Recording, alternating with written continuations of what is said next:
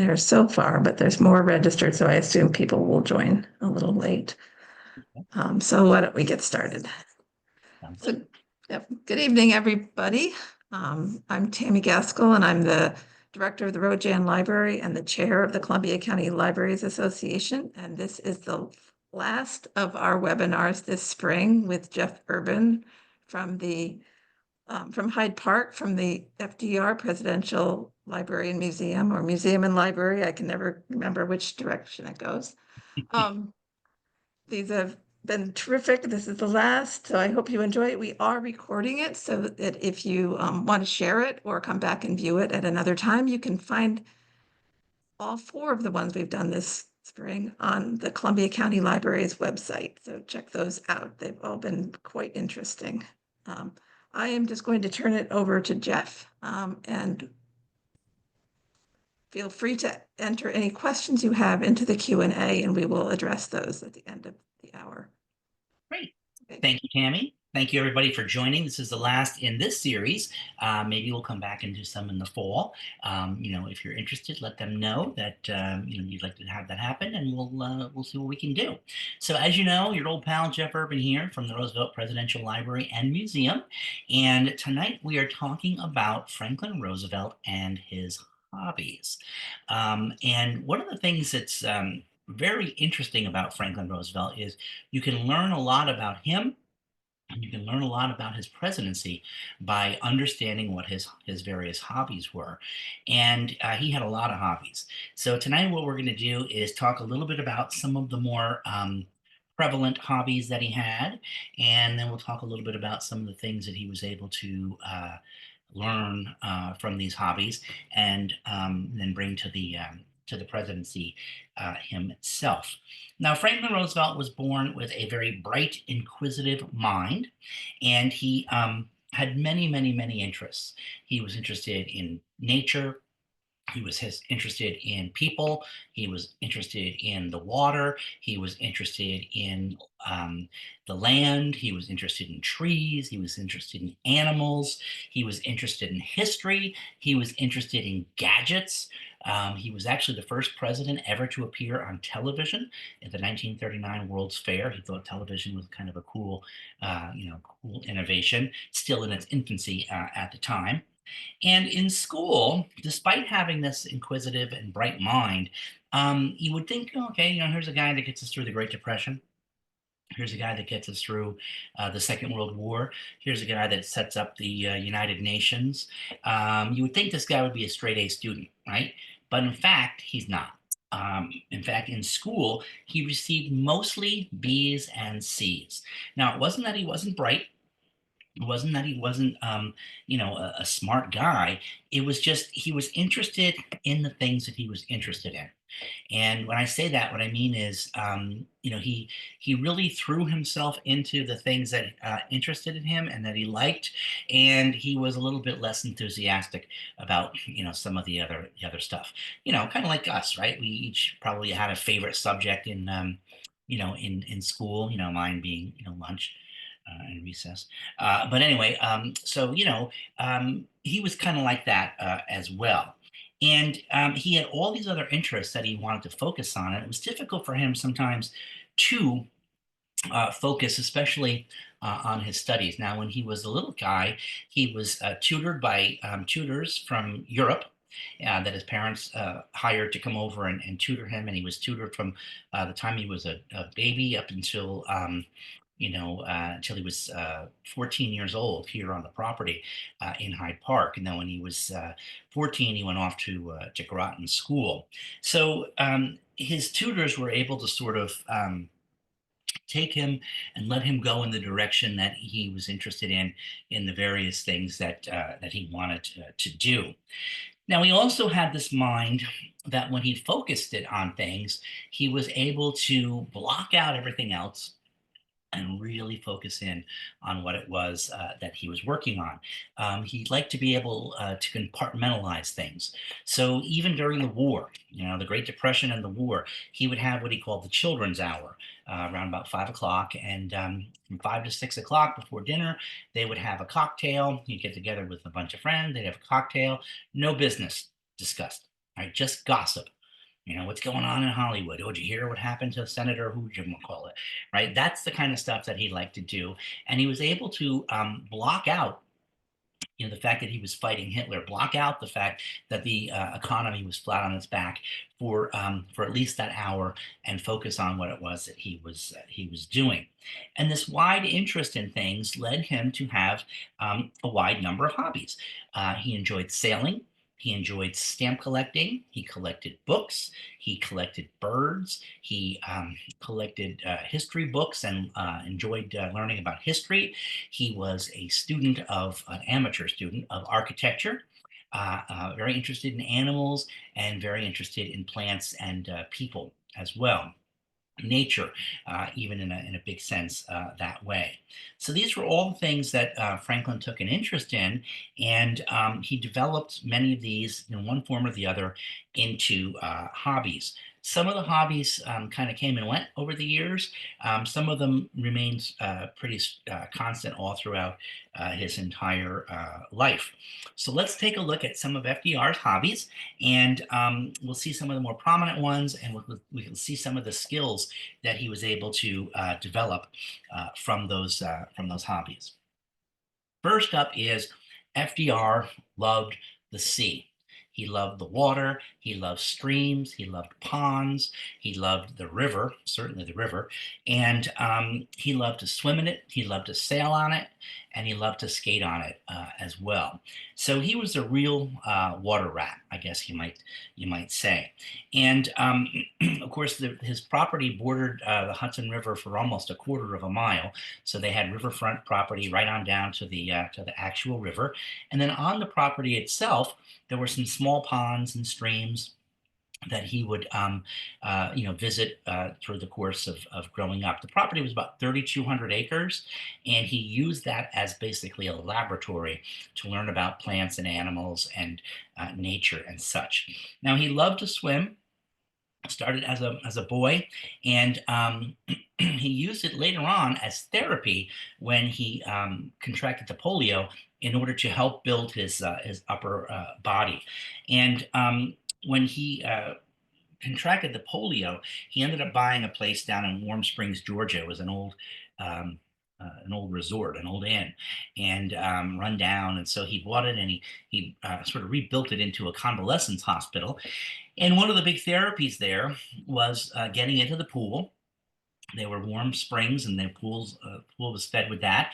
And because the water was so warm, because the water had so many minerals, it gave a sense of real buoyancy. And so he would invite people from all around the country to come and, who had polio, and work on, building their muscle skills. And he used to sometimes sit on the side of the pool, and he would yell into people like, "Hey, Billy, you're doing the breaststroke. You ought to be doing the backstroke. That's how you're going to get your bigger muscles doing that." So he would give advice as to which which muscle sets people could build based upon the various swimming techniques. And some of the folks, sort of jokingly and belovingly, started to call him Dr. Roosevelt because of that. So let's take a look at some pictures.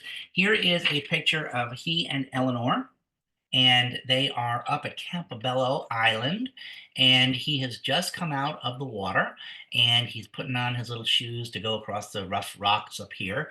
And the I love this picture because he's leaning on her. And this really says a lot about their relationship. He ended up leaning on her for the rest of his life. He really needed her to help, I don't want to say hold him up, but certainly help to assist him in the things that he was able to get done. And here he is in Campobello. This is a part of the ocean, deep currents, swift currents. But hey, you know what?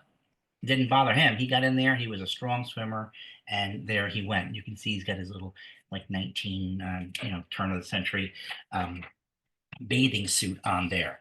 When he contracted polio, as I said, he would use the swimming to help build his upper body strength. And I think you can really see that in this picture here. So if you look at, look at his shoulder, look at his arms, right? I mean, those are some almost Popeye type arms there, right? And then look at his legs. right? His legs have atrophied from the polio. He's got these, kind of spindly little legs here, but this incredible, tremendous upper body strength. And he used swimming as a way to build that and to keep that going.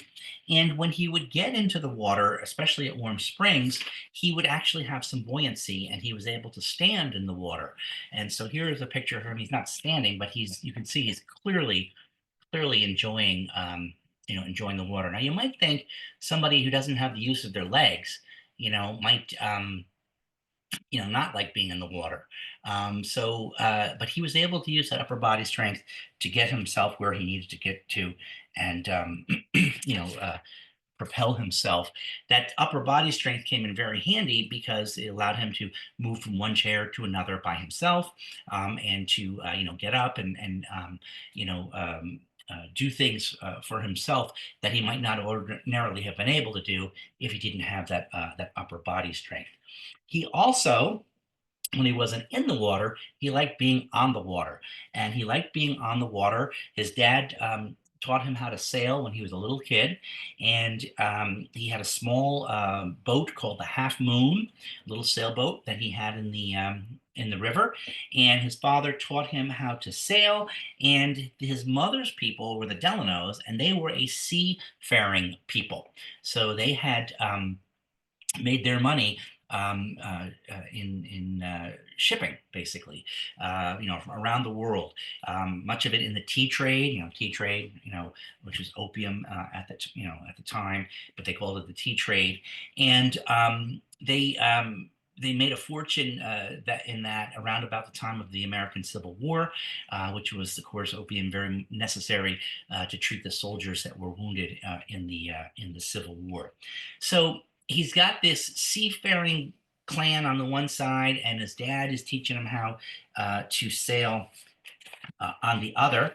And he spends a lot of time sailing along. In fact, when he becomes president, he takes a boat called the Amberjack, and he sails it up the coast from Hyde Park up the coast to Campobello Island, which was the first time he returned there since he contracted polio up there. And the Navy kind of came along to protect him in case he got into any troubles or anything. But he sailed that ship up there, and was quite an accomplished sailor. He also owned a boat called the Loroco, which he owned with a couple of his rich buddy friends. And they would take this boat out from Florida, and they would go around the Keys and off the coast of Florida. And they like to do deep sea big fish fishing. And so here is a picture of one of the catches. So here is FDR. Here is a giant fish, and these are some of his partners and some of the staff or the crew on the boat. So loved to go out on the boat, loved to go sailing. And then when it came time for winter and it was too icy to sail, he would get out there on his ice boats. And here is a picture of him on an ice boat. This is actually a very small ice boat. Usually these things are about 3 times the size. And you had these skates basically, and you'd get out on the river and the wind would catch the sail. And these things were capable of getting up to like 60 miles an hour. And you're right on the ice. You're like literally, maybe 8, 10 inches off the ice. As you would go through that way. When he was younger, he enjoyed also sledding. And here is a picture of him and 2 of his doggies. And he is on this sled, which we still have in our collection. Actually, the National Park Service has possession of this currently. And this is a big sled. It's a big toboggan-y type of thing. It's probably about 12 feet long. And he would get on this sled and he would sled down the hill almost to the river from the top of the hill where the house is, down almost to the river. And then he would hop off and he would trudge that sled back up the hill and then slide back down again. And later on, he said when the during the Great Depression and the war, especially, he would sometimes lull himself to sleep at night by remembering his days sledding there in Hyde Park. And it gave him sort of a metaphor for things, right? So sometimes, you got to trudge and pull, and it's hard, and there you go, and it's not easy, and you're going up the hill. But if you put in the work, if you put in the effort, you get to the top. And then you get a glide period, right? Then you get the time to slide. And he would show this little movie over and over again in his head, and it would help him sleep and calm him down, and relax, so that he was able to get to sleep. Now, he loved ships so much, in fact, that he had a ship model collection, and his ship model collection has about 400 ship models in it. And they are everything from little teeny weeny ships, that you could almost, smaller than a salt and pepper shaker, all the way up to like 14-foot models of various ships and such. And this was one of his favorites. This is the Constitution.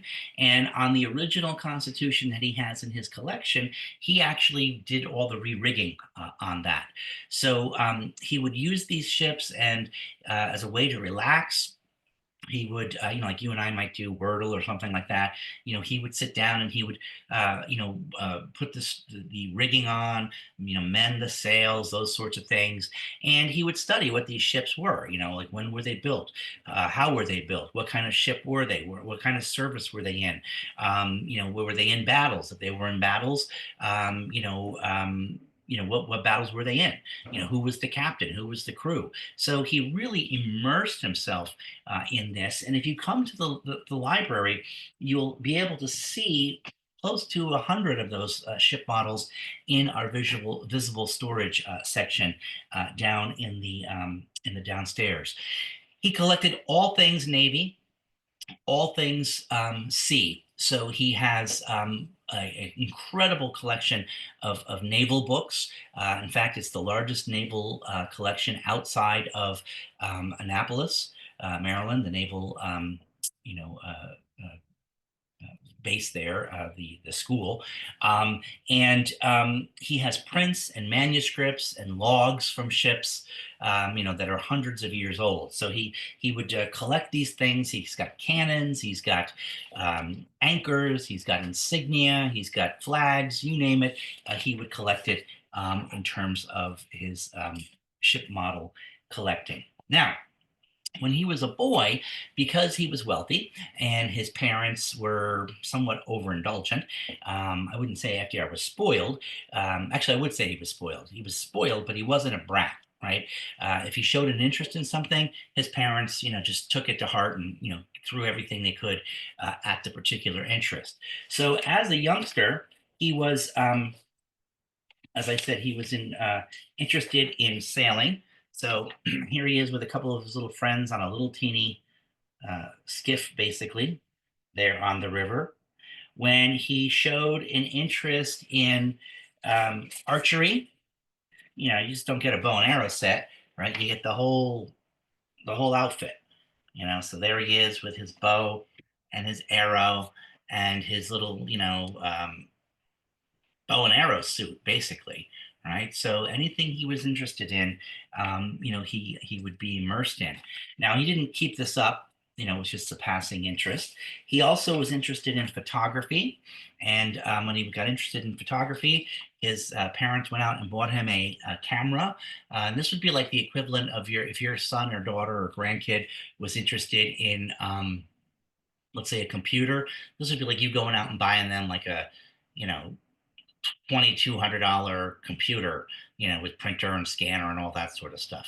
So photography was somewhat of an interest of his for a while there, but then he kind of grew tired of that after a while. He also loved to play golf, and he always got when any chance he could get out to play golf. He played golf. Here he is playing golf up at Campobello, which is there. His mom had a like basically a vacation house up there, and she would go and spend months up there. And they had a golf course right there for him.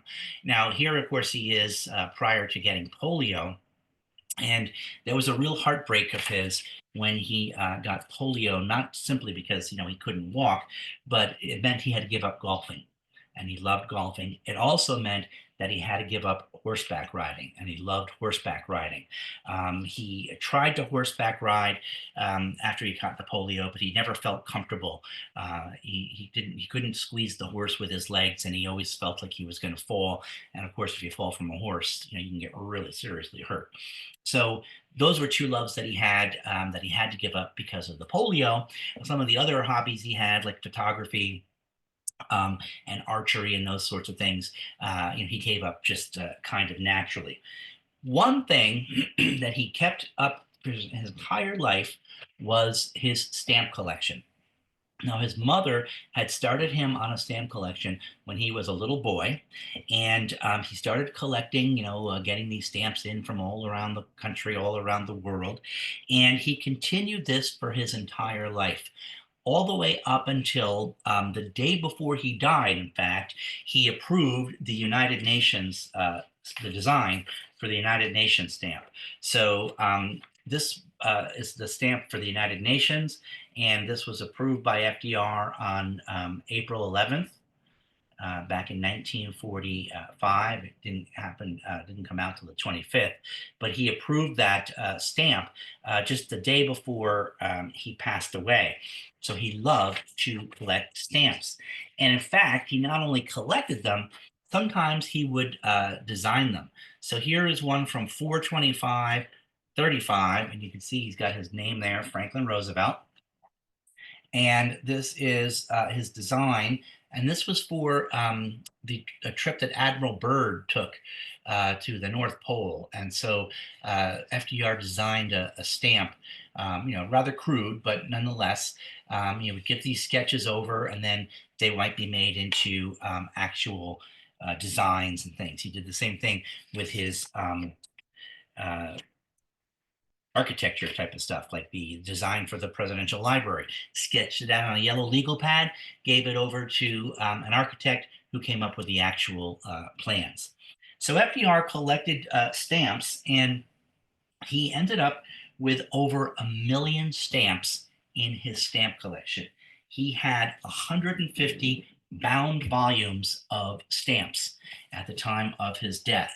And the thing that he would do with these stamp collections is he would collect stamps not for their value, like, oh, it's a rare stamp, there's only 700 of these in the world or whatever, but he would collect these stamps for their historic value. So he would find a stamp, and then he would say, okay, well, who's on this stamp, right? Who is this guy? Where is he from? What did he do? What was so important about him that his country put him on a stamp? And the same thing with places, the same thing with buildings. And so what he did was he would collect these stamps, and then he would research all about them. And because he did this for his entire life, like I say, right up almost to the day he died, he had an incredible knowledge of geography and an incredible knowledge of history and cultures and countries around the world, because he had studied them through his stamp collection. Now, when he passed away, he wanted his stamp collection to be sold at auction, and so that's what happened. It ended up getting broken up. But 150 bound volumes of stamps, and again, all not for the monetary value, but for the historic value, is what he was looking to get from those things. When he became president, he instructed the State Department, hey, if you get any cool stamps from places, send them over here. I want to take a look. I want to see them. So that was one of the things that he collected. When he was a youngster, his dad, when he was about 8, his dad gave him a rifle, and FDR wanted to study birds. And back in those days, when you studied birds, you would shoot the bird, and then have it, and you could measure the wings and the beak, and you learn all about the feathers and those sorts of things.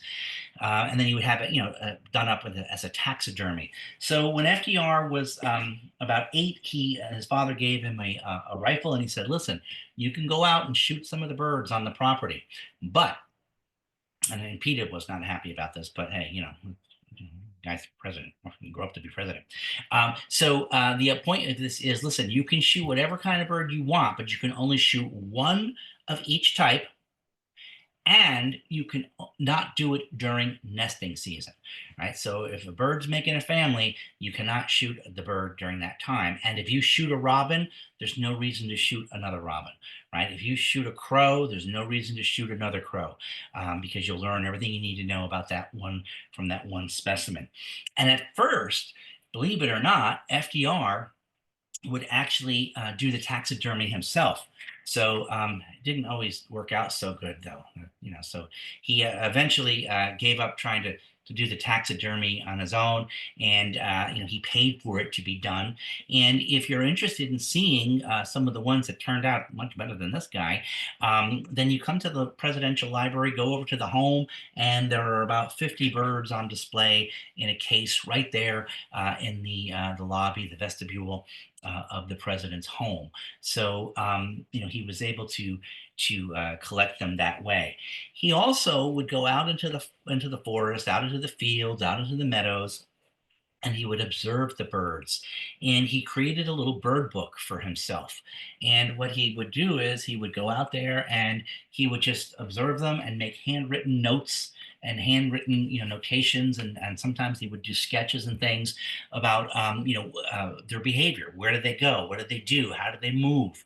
What kinds of things did they like to eat? What kinds of sounds did they like to make? And bird watching was something that he really, really enjoyed. And he did this even well into the presidency. He would sometimes get up at 3 or 4 o'clock in the morning, and they would go out, out to, see to a swamp or to a hill or to a forest, and then settle the cars down so that the cars would be settled by the time the birds started chirping and coming out, at 5 or 5:30, and the sun would come up. So he was a big fan of birds and collecting birds. And in fact, he did such a great study of the birds that he had created a book, which was the catalog of birds of Dutchess County, which was the most complete catalog of birds of Dutchess County up to that point in time, in large measure because he was the only one studying them, and also because he had the 3,200 acres of property, which had a lot of birds, a lot of birds passing through there, as the case were. He When he got older, he switched over to not the shooting of them, but the watching of them, as we said. He also collected books. FDR was a huge book collector. In fact, he had 23,000 books in his book collection when he passed away. And we've since added to that. We have now about 50,000 books in our collection. And his book collection included everything from his little children books that his mother saved for him, his little, nursery rhymes and those sorts of things, all the way on up to rare volumes of books. He had an original copy of Mein Kampf in German, which he read in German because he knew how to read German from growing up. He would travel back and forth to Europe with his parents each summer. So he was able to read it in the fluent, in actual German. And then he read an Americanized version years later, and much of the anti-Semitism had been taken out of that. So he was able to recognize what Hitler was up to well before many other people did, because he had read the original book with the full force of Hitler's evil in that book. So he collected books. He collected rare manuscripts and things. We have one of the books in our collection is a very rare book. It's actually was John F. Kennedy's senior thesis at Harvard, and it's While England Slept. And John F. Kennedy, in order to, suck up to the president, because Dad Kennedy, Joe Kennedy, was always trying to win favor with FDR. So FDR, John F. Kennedy sends FDR a copy of his senior thesis, While England Slept, and he signs it, John F. Kennedy, to President Roosevelt, John F. Kennedy. And Roosevelt had a habit of, or I should, maybe it wasn't so much a habit, but a tradition, or, a thing that he liked to do, which was to sign the books that he got. He would sign his name in them, and then he would, put down where he got it and what the date was and such. So this book that we have is very, very rare because it has the signatures of two presidents, Franklin Roosevelt when he is president, and John F. Kennedy when he becomes president later on. Now, the books that FDR liked to collect were across the board. He loved books on nature. He loved books on local history. In fact, we have an incredible collection of local history books in our library if you're interested in learning more about the history of the Hudson Valley. He had an incredible collection of naval books and transcripts and manuscripts and things. And he also had a lot of biographies. He liked to read about people from history and places from history. That's how he learned a lot about the stamps. And he also, believe it or not, had a lot of junky books like Pulp Fiction. In fact, this is the book that was on FDR's bedside on the night that he died. So he was reading this book, The Punch and Judy Murders. He loved to read these sort of, cheap, trashy little, gumshoe paperback books, because again, it was a nice distraction from what he was doing in the real world. So he would curl up in bed and begin to read this. And interestingly enough, this book was bookmarked at. He was just getting ready to begin chapter 6, or I'm sorry, chapter 8, 6 Feet Under. So he never got to that chapter. He passed away before he had a chance to get to that. But dozens of these in our collection. He really liked to read those kinds of trashy types of things. Now, FDR was not a cover to cover reader, unless it was a book like that. He was what we call a spot reader. So, as was very traditional with him, if he picked up a book and he found it interesting, he would read it until he didn't find it interesting, and then he would put it down, or he'd skip a few pages or a chapter or two, and then he would kick in and begin to read that again. So he was a spot reader. He would just read from spot to spot to spot to spot, not cover to cover. And this is very consistent with the way that he liked to learn, the way that he liked to teach himself. He was interested in whatever he was interested in only to the level that he was interested in it. And when something didn't suit him, when he was bored, when he wasn't interested any longer, he would scoot on to something else. So what this does is it gives him a really broad perspective and a really broad understanding, a very large, broad liberal arts, understanding of things, so to speak. And he ends up with so many ship models and so many books and so many papers and all these things that he's collected that he has to build his own presidential library. And here he is laying the cornerstone for that presidential library back in 1939. And it's interesting because you can see he's working the trowel with the cement. Somebody else is holding the mortar board. And if you look very closely, FDR is holding on to, I think that might be LaGuardia. But he's laying the foundation for his presidential library because he's got to have a place to put all that stuff. 23,000 books, 400 ship models, right? 1,000,000 stamps. That's a lot of stuff. He's got to have a place to put those things.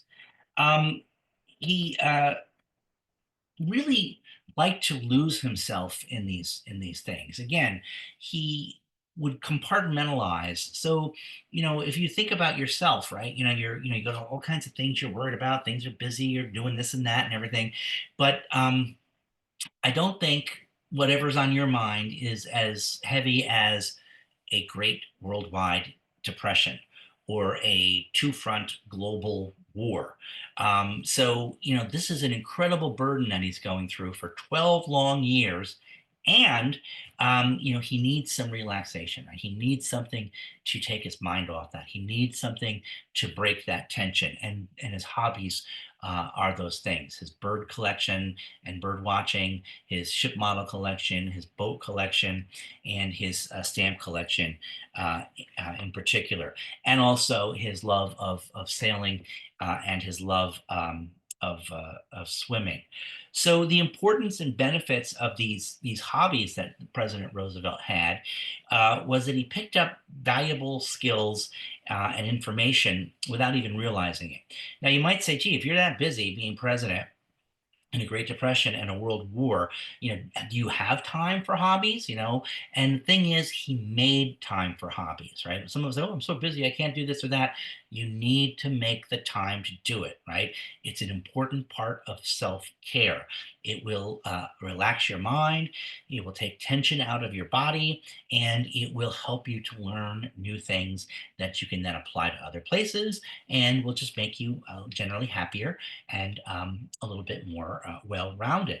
And so he would focus on, the rigging on these ships. He would learn about what kinds of bait to use on his deep sea fishing trips and those sorts of things.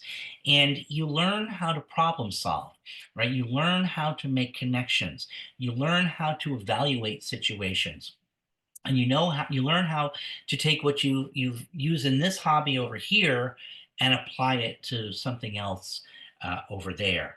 And the thing that's important about hobbies, and this is something that FDR enjoyed, and you see this with the stamp collection, right? He wasn't in it for the value, for the monetary value. He was in it for the historic value. The nice and fun thing about hobbies is that you can engage them at the skill level that you decide to have, right?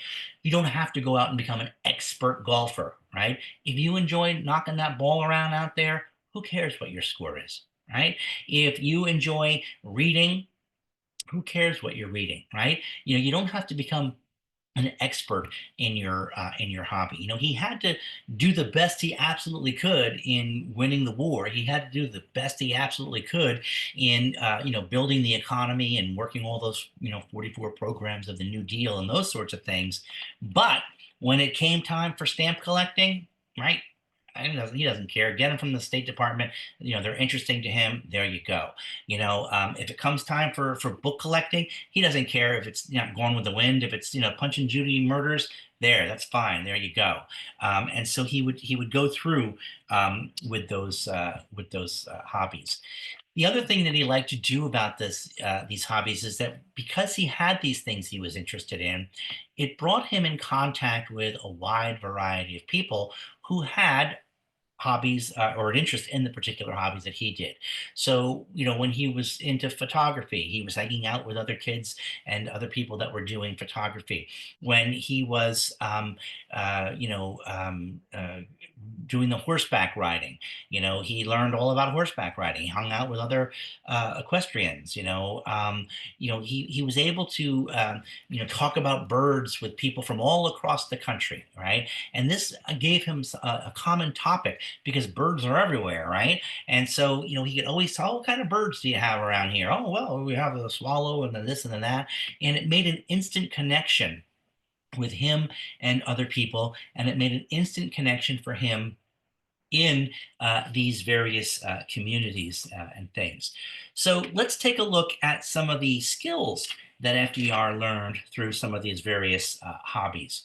So through his stamp collecting, he learned geography, he learned about places, he learned about people, he learned about buildings, and he learned about cultures. He learned about the achievement of countries. He learned about the relationships of countries to each other. And when World War II occurred, the generals and then, the admirals were like, "Oh, man, we got this whole global world war going on here. We're going to be fighting this thing in every corner of the globe. How are we going to get the president to understand where all these places are?" And he often knew more about them than those places than they did, because he had spent his life studying this stuff. So when they said, "Oh, we're going to have to go up the Burma Trail," "Oh, I know where the Burma Trail is. We're gonna have to go through, some little village in Italy." "Oh, I know where that little village is." FDR had this grand mental map of the entire world based upon his stamp collecting. Right, just from the time he was a little kid growing up. From the photography, he learned how to focus, right? How to focus in on a particular, subject, a particular item, a particular thing in a problem or proposal. He learned to take a look at the full frame and the big picture. Okay, so yes, I've got to focus in on this one little thing, but how does that react to what's in the foreground and the background and the distance? How does that all come into play and come into to focus? He had an eye for detail when it came to that sort of thing. How do you frame the picture? Now, one of the things he did because of his interest in photography was he created a program called the FSA, the Farm Security Administration. And one of the things that they did was they hired photographers to go out across the country and take pictures of the United States during the Great Depression. In fact, I would bet that any picture you've ever seen of the Great Depression was taken by an FSA photographer, Dorothea Lange probably being the most famous. They took over 80,000 photographs across the country. The idea was to get a picture of how things were before, in the early part of the Great Depression. And then once the New Deal programs kicked in, to go back and take pictures of them again to see how much better things were after that. They never really got around to taking the after photos because we got into the war and all the resources had to go for that. But FDR understood that by creating these images, by creating these pictures, by capturing these moments in time, that a picture is worth 1,000 words, right? A picture really does tell a story. Through his birding, he learned patience. He learned how to interact with nature, right? He understood the idea of having to, wait for things to come along sometimes, right? You just don't go out into the forest and say, here, birdie, birdie, birdie, here, birdie, birdie, and have them come right to you, right? You have to go out, you have to sit, you have to wait. You have to sometimes allow something else to come to you. And his bird watching allowed him to do that. He also understood the variety and the uniqueness of birds. And when he became president, he set aside large tracts of bird sanctuaries all across the country because he understood how birds migrated, and he knew that a certain type of bird could only fly 300 miles in a night, let's say, and then it needed to rest. So he laid out these bird sanctuaries all across the country in mileage paths, based upon the traveling of the birds. From his sledding, as we said, he learned this idea of there's times to trudge and there's times to slide, right? There's times that you just have to keep slugging away, get up that mountain, don't give up, bear the burden, do what needs to be done. And if you are persistent and if you maintain your effort, then you will achieve the goal and you will come to your time to slide. The Roosevelts, both he and Eleanor, were what I like to call futurists. They were always looking to the future, right? They understood where they were, right? They weren't Pollyannas. Hey, I can't walk. Hey, we're in a Great Depression. Hey, Hitler is challenging the world. But they never allowed themselves to get wallowing in that. So they always saw where they wanted to be in the future, right? I want to be in a world where, although I can't move my legs, I can still operate and do what it is that I want to do. We want to live in a world where, although the economy is flat on its back right now, it's not going to be like this forever. We'll have prosperity and good times again. We want to live in a world that's not being threatened by people like Adolf Hitler, but that are based upon the four fundamental freedoms, freedom from fear, freedom from want, freedom of speech, freedom of religion. And so what the Roosevelts did is they took stock of where they were and they saw where they wanted to be, and then they built bridges to that. Right? Then they built bridges, and this idea of the sledding always, helped him understand that and come back to that. It's like, okay, we're in the part now where we're trudging up the, up the hill. In terms of the horse riding, he had to give that up when he got the polio, but he loved to ride horses.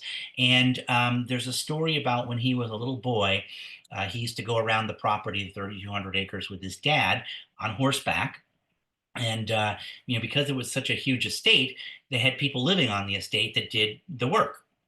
And so they had a carpenter, they had farmers, they had, a blacksmith, they had, farmers, that sort of stuff. And Mr. James, FDR's dad, and FDR as a boy would ride around the property and they would visit with these people. Well, how's it going, Mr. Plog? Oh, it's going pretty well, Mr. James. We're doing this, we're putting these in today, da da da da da. How's it going? Isaac, oh, it's going pretty good, sir. We'll have the roof put on that thing in no time at all. And he would travel around with his dad on horseback. Well, one particular morning, he was riding his pony way too hard and was, whomping on the pony. And his father said, Franklin, you get off that pony right now. You walk him back to the stable. You wipe him down, you feed him, and you wait for me to return. And that's exactly what FDR did. And when his dad got back, he laid into him of, hey, you know what?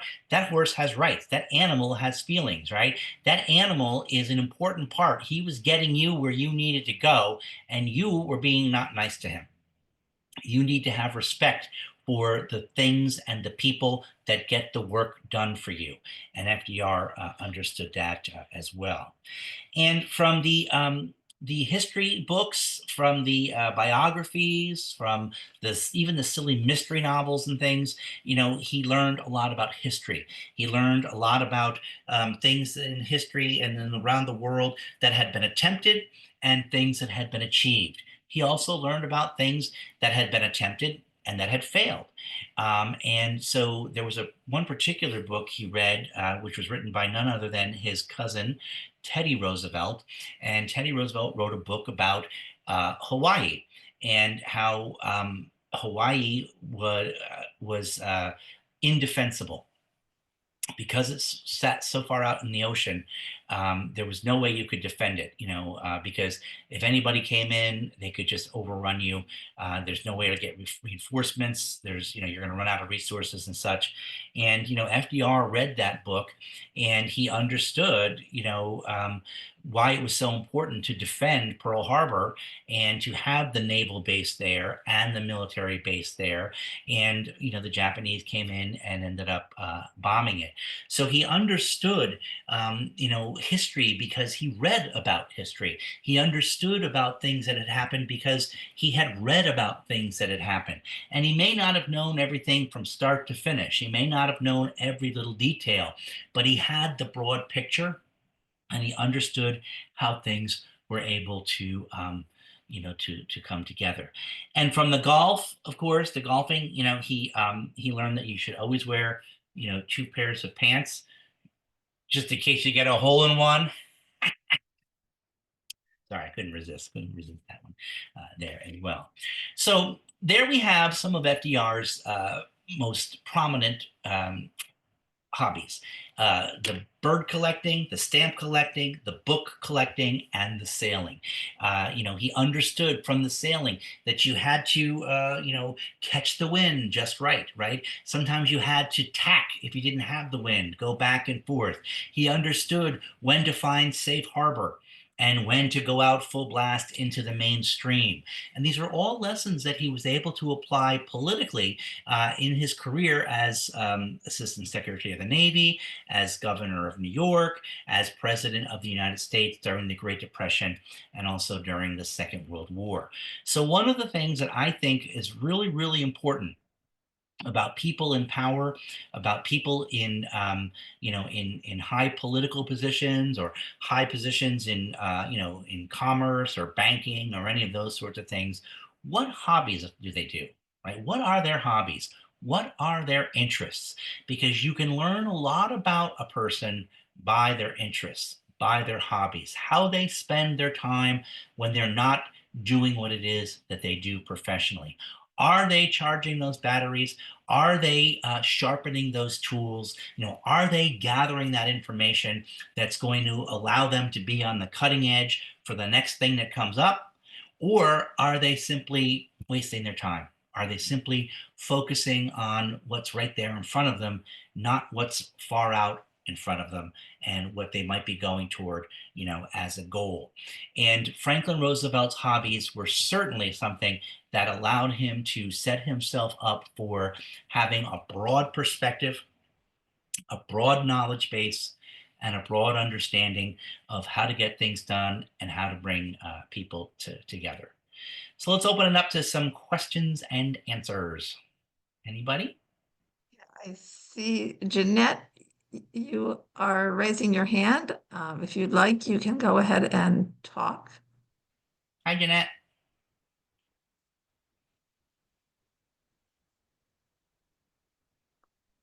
Or anybody, you can also put your questions in the Q&A. Yeah, in the chat if you want. Yep, Or there's one in the chat. Jeff, could you discuss his role as Secretary of the Navy and how his hobbies and experiences made that successful? Also, that was the biggest fish I ever saw on that boat. That's from Karen Teddy. Oh, that was a small one. That's what FDR would have told you. Yes, his time as Assistant Secretary of the Navy, he absolutely loved that job. In fact, he always said that was his favorite job. From being a child, he loved the sea, he loved the water, he loved the ocean. He loved the fables of his Delano seafaring, family folks, and he just totally loved the Navy. In fact, one of the things that's kind of ironic is that he was Assistant Secretary of the Navy, not the Secretary of the Navy. And there's a big difference in that because the Secretary of the Navy was a guy by the name of Joseph Daniels, and he was more interested in the like the administrative-y kinds of things.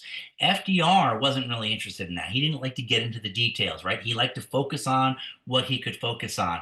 And so, or what he liked to focus on. And so he took it upon himself to travel around the world to all the various naval bases, American naval bases. He would climb the rigging. He would eat and meet with the sailors. He would sleep on the ships. He really loved every part of that aspect of that job. And he took it upon himself. He said, we need a bigger Navy and we need a more modern Navy. And in fact, Franklin Roosevelt oversaw the laying of the keel of several of the ships that were bombed at Pearl Harbor.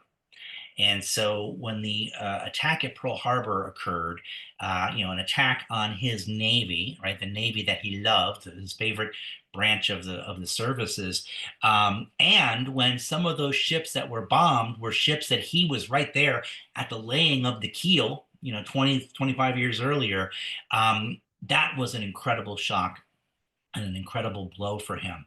And because he had known so much about, and studied so much about naval history, hearing it at home from his mom and the Delano side, reading about it in the books that he had, reading Teddy Roosevelt's book about, defending Pearl Harbor and such, he just threw himself into that job, and he was. As I said, he always described that as his favorite, his favorite job. And of course, the skills that he learned as Assistant Secretary of the Navy, how to get men and materials across an ocean to fight a world war, came in very handy when he comes to be Commander-in-Chief during the Second World War, when he now has to get ships and material and men, not only from here to Europe, but from here also to the Pacific now. So that was a really important period of time in his life. Well, thank you, Wendy. Wendy, that's a good presentation. Thank you. Couldn't do it without you. If you didn't tune in, I'd be sitting here talking to an empty screen. Other questions or comments? Oh, thank you. Another nice compliment. Thank you, guys. I like doing this stuff. This stuff is fun, and it's great to do it for folks that are A, interested in history, and B, that are supporters of local libraries. Local libraries so critically important. And one of the things that's so wonderful about local libraries is that over the course of the years, the decades, the scores of years, the century, public libraries have reinvented themselves over and over and over again. And to even doing this kind of thing, right? The fact that I'm sitting here and you're sitting there, and guess what? We're having this meeting together.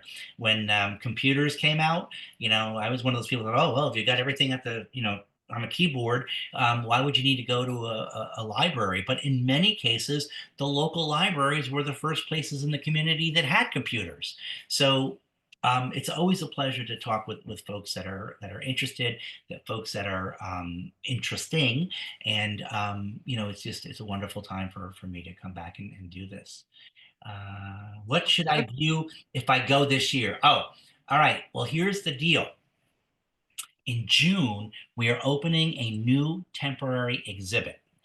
And the temporary exhibit is going to be about letters written to the president by famous and infamous people, right? FDR was written to by thousands of people, thousands and thousands, everybody from Shirley Temple to Mussolini. So we are going to have, I think there's about 150 signatures, letters, and things that are going to be on display. That'll be opening in June. Check your local listings. That's going to be really kind of cool and really kind of fun. They got letters in there from Harpo Marx, Hemingway, you name it.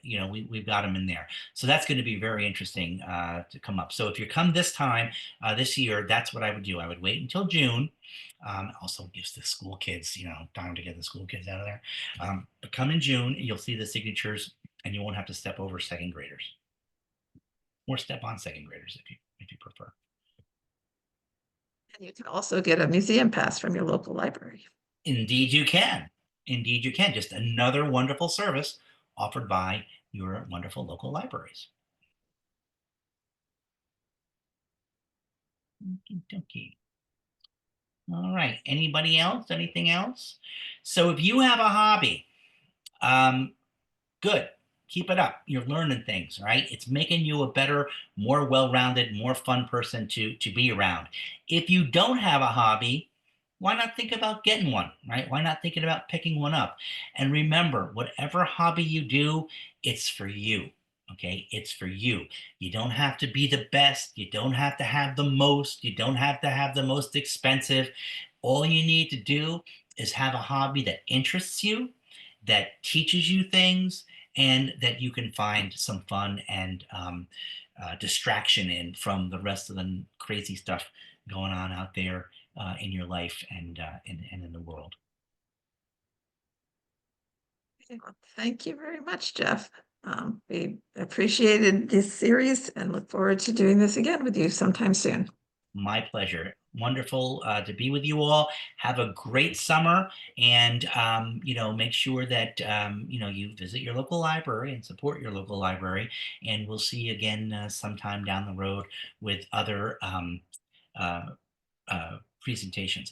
I don't know if I've ever done my Pack Horse Librarian program for you guys. You did a few years ago, but I'm sure not everybody has heard it.